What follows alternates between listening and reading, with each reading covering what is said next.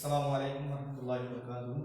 প্রতিদিনের নিয়ে প্রিয় শিক্ষার্থীরা, আমি তোমাদের সামনে হাজির হয়েছি এবং আমার সামনে যারা উপস্থিত আমার পাঠ দেখতেছেন প্রত্যেকে আমি জানাই রাজাকারী সরকারি প্রাথমিক বিদ্যালয় অনলাইন প্ল্যাটফর্ম থেকে স্বাগত।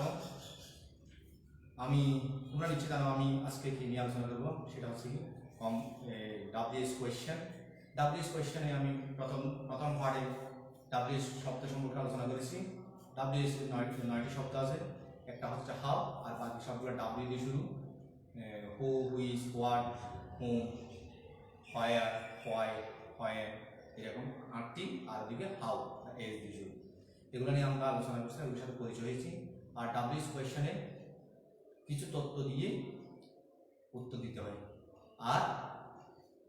আর যেগুলো তোমার শর্ট ইয়েস নো দিয়ে উত্তর দিতে হয় কিছু প্রশ্ন, সেগুলো নিয়ে আমরা আলোচনা করতেছিলাম। তারপর জাস্ট একটা মনে রাখার জন্য বলছি। তবে আমাদের মূল বিষয় হচ্ছে ডাব্লিউএস কোয়েশ্চেন। ডাব্লিউএস কোয়েশ্চেন আমি গত ক্লাসে 7টি নিয়ম বলেছি। আজ তো আরো পাঁচটা নিয়ম বলবো। এগুলোর পরে আমরা প্রথম কালকে যে 7টি নিয়ম আলোচনা করেছিলাম, ওই 7টি নিয়মের উপর কিছু প্র্যাকটিস করব। দেখো প্রিয় শিক্ষার্থীরা, কেমন, কিভাবে, কোন উপায়ে ইত্যাদি বোঝালে হাউ দ্বারা প্রশ্ন করতে হবে। কেমন, কিভাবে, কোন উপায়ে ইত্যাদি বোঝালে হাউ দ্বারা প্রশ্ন করতে হবে। সময় সম্পর্কে জানতে হলে হোয়েন দ্বারা প্রশ্ন করতে হয়। কতগুলো, কত সংখ্যক বোঝালে হাউ মেনি দ্বারা প্রশ্ন করতে হবে। কোন স্থান সম্পর্কে জানতে হলে হোয়ার দ্বারা প্রশ্ন করতে হয়। কোনটি বোঝালে হুইচ দ্বারা প্রশ্ন করতে হয়।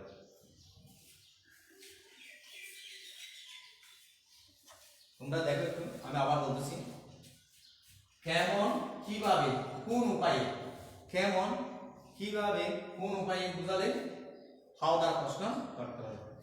আর সময় সম্পর্কে হলে হোয়েন। হোয়েন মানে কি? কখন। হাউ মানে কিভাবে। তাহলে কতগুলো, কত সংখ্যা বোঝালে হাউ মেনি, কতগুলো। তারপর কোন স্থান সম্পর্কে বোঝালে হোয়ার, হোয়ার। তারপর কোনটি বোঝালে হুইচ দ্বারা প্রশ্ন করতে হয়। হুইচ অর্থ কোনটি। প্রিয় শিক্ষার্থীরা, তোমরা নিচে একটু খেয়াল করেছ, আমি এগুলো মুছে দিচ্ছি। এরপরে ওই কালকে যে 7টা বিষয় আমরা 7টা নিয়ম আলোচনা করেছি, ওই 7টা নিয়ম থেকে আজকে আমি আরো 7টা নিয়মের উপর কিছু অনুশীলন করব। তোমরা দেখেছো, কেমন, কিভাবে, কোন উপায়ে ইত্যাদি দ্বারা বোঝালে হাউ দ্বারা প্রশ্ন করতে হয়।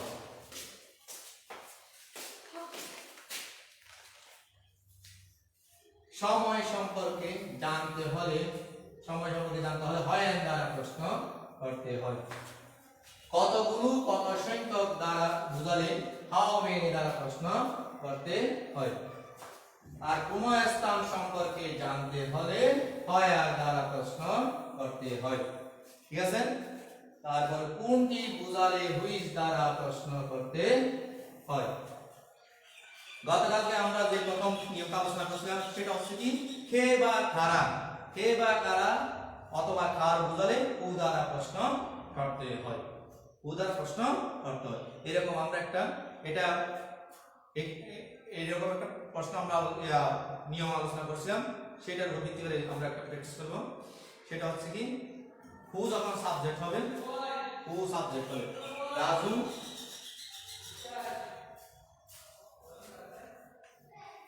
helps his mother.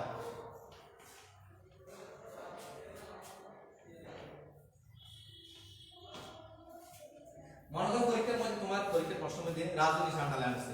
Raju helps সাহায্য করে his mother, তাহলে helps his mother। রাজু নিশানটা লাগছে, helps সাহায্য করে his mother, তার মাকে। তার মাকে সাহায্য করে, তাহলে রাজু নিশানটা কে সাহায্য করে? এই যে প্রশ্ন who, তাহলে কি হবে who। তারপর who পরে কি আসবে? verb আসবে। who helps his mother। শেষ অবশ্যই কোয়েশ্চেন মার্কটা বসাইতে হবে। শেষ অবশ্যই কোয়েশ্চেন মার্কটা বসাইতে হবে।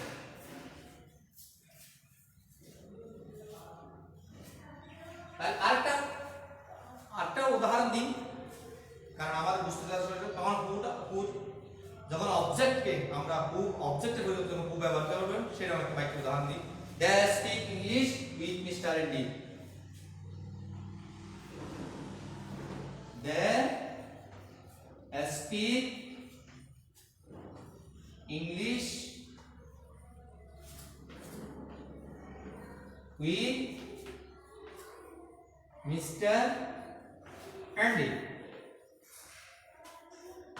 Mr. Andy নিচে আন্ডারলাইন আছে Mr. Andy নিচে আন্ডার with Mr. Andy নিচে আন্ডারলাইন আছে দেন তারা স্পিক কথা বলে ইংরেজিতে with Mr. Andy তাহলে with Mr. Andy নাই তাহলে তারা কথা বলে কার সাথে তারা কথা বলে বাক্যটা অসম্পূর্ণ রয়ে গেছে তার কথা বল উইথ মিস্টার এন্ডির সাথে তো মিস্টার এন্ডির সাথে আলফা ইয়া আছে আন্ডারলাইন আছে তাহলে আমাদের হবে কার সাথে তখন কি হবে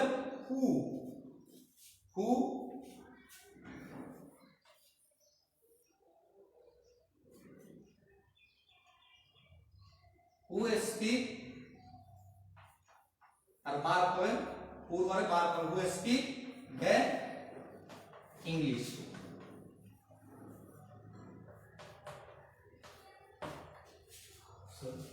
শেষে একটা ঐচ্ছিক প্রকাশ করতে হবে কোয়েশ্চেন মার্ক বসাতে হবে তোমরা একটু দেখে নাও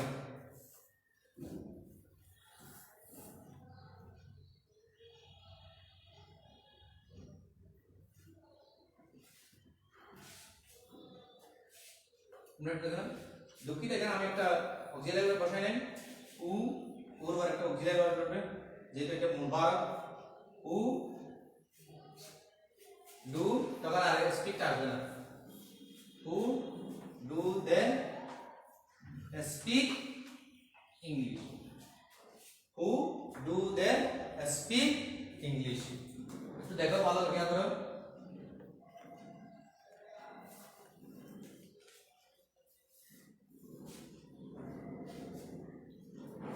তাহলে আমরা এখন কি প্রথম নিয়মে দুটো উদাহরণ জেনে নিলাম প্রথম নিয়মে এখন আসবে দ্বিতীয় নিয়ম আমরা কি আলোচনা করছিলাম নিশ্চয়ই আপনাদের মনে আছে সেটা হচ্ছে কাকে কার দ্বারা কার সাথে ইত্যাদি প্রশ্ন করলে কোন দ্বারা প্রশ্ন করতে হয় কাকে কার সাথে কার দ্বারা ইত্যাদি প্রশ্ন করলে কোন দ্বারা প্রশ্ন করতে হয় ইত্যাদি বলে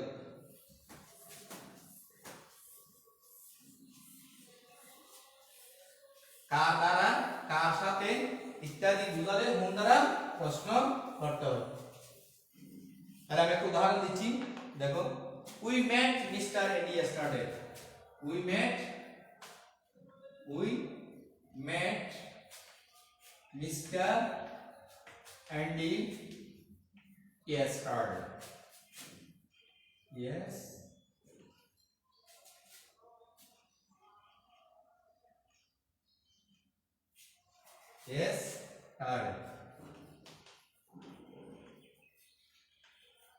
ओके তাহলে আন্ডারলাইন আছে কার নিচে মিস্টার এন্ডি কার নিচে আন্ডারলাইন আছে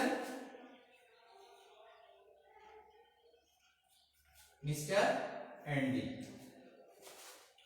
নিচে কি আছে আন্ডারলাইন আছে তাহলে এটাকে আমরা কি হোম ব্যবহার করে ডাব্লিউ স্পেশন করব হোম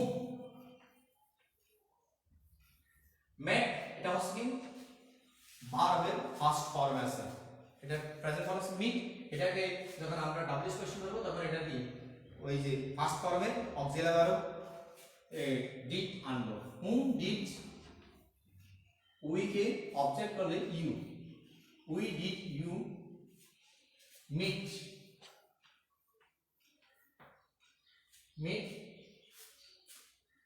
yesterday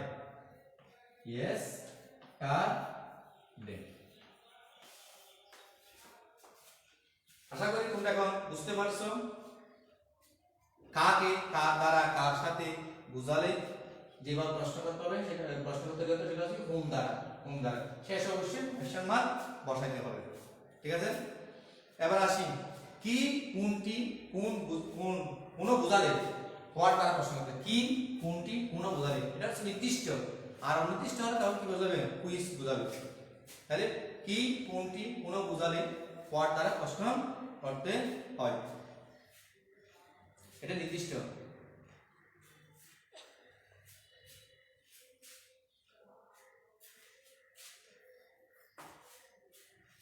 তাহলে দেখো your behavior makes your behavior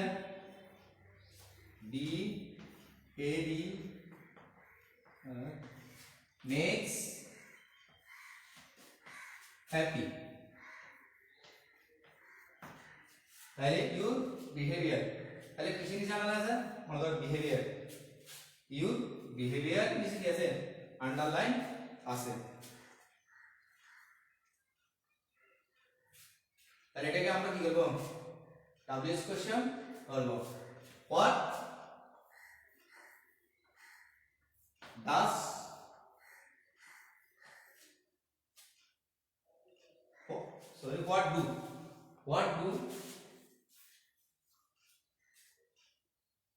what do make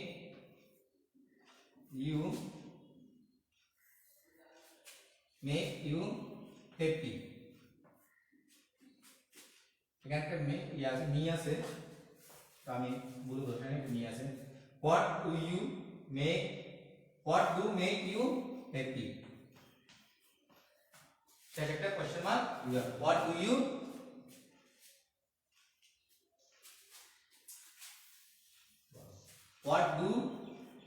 you auxiliary তার সাবজেক্ট আর Mubarak make happy what do you make happy তাহলে এটা আমরা কত নম্বর নিয়মে গেলাম 3 নম্বর নিয়মটা আমরা শেষ করলাম। 4 নম্বর নিয়মে আসো পেশা সম্পর্কে জিজ্ঞেস করলে ওয়ার্ড দ্বারা প্রশ্ন করতে হবে। পেশা সম্পর্কে যখন জিজ্ঞেস করবে তখন ওয়ার্ড দ্বারা প্রশ্ন করতে হয়। পেশা সম্পর্কে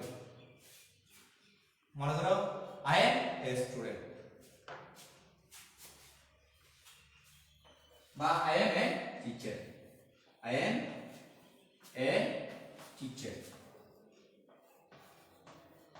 টিচার নিচে আন্ডারলাইন আছে তখন কি হবে প্রশ্ন করতে হবে what are you তুমি কি করো what are you I am a teacher বাহ ওকে তাহলে এখন আমরা 4 নম্বরটা আলোচনা করলাম। এবার আসি 5 নম্বরে। 5 নম্বর কি বলছিলাম তোমাদের নিশ্চয় মনে আছে বা তোমাদের সামনে কথা আছে কত দূরে ইত্যাদি প্রশ্ন করলে হাউ ভার ব্যবহার করতে হয়। কত দূরে ইত্যাদি প্রশ্ন করলে হাউ ভার ব্যবহার করতে হয়। আমি উপরটা বুঝে দিচ্ছি যেদিকে জায়গা নাই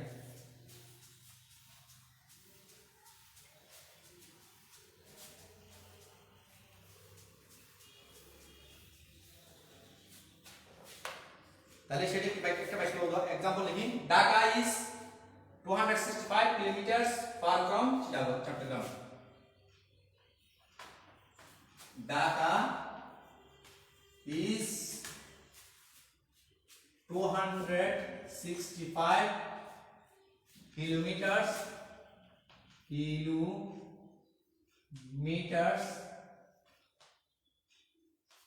far from চট্টগ্রাম।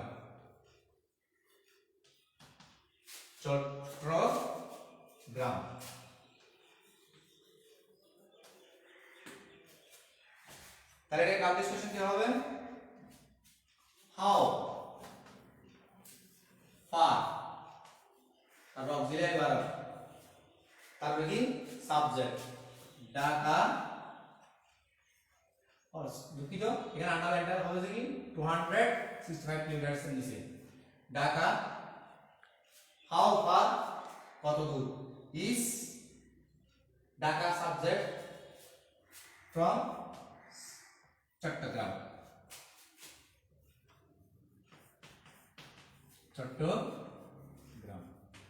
শেষ অবশ্যই কোশ্চেন মার্ক বসাবে এটা অবশ্যই মনে রাখতে হবে তোমাদের। তাহলে how far is Dhaka from Chittagong.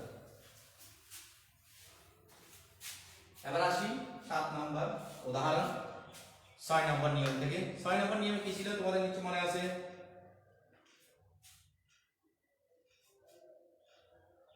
কতবার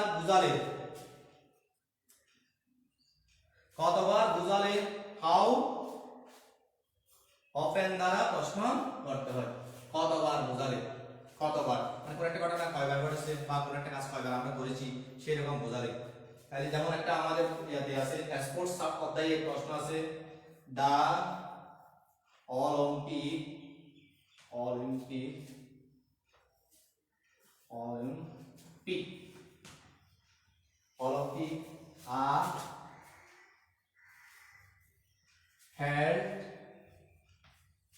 held every 4 years, every 4 years 4 বছর পর পর হয়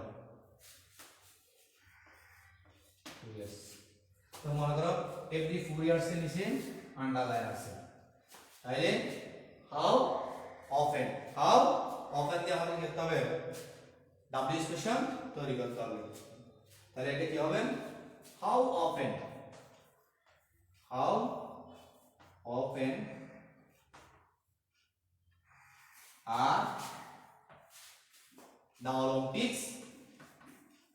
the Olympics held। তাহলে আমরা 7টা উদাহরণ জানলাম, উদাহরণ নিয়ে অনুশীলন করলাম, 6টা নিয়ম নিয়ে 7টা উদাহরণ আলোচনা করলাম।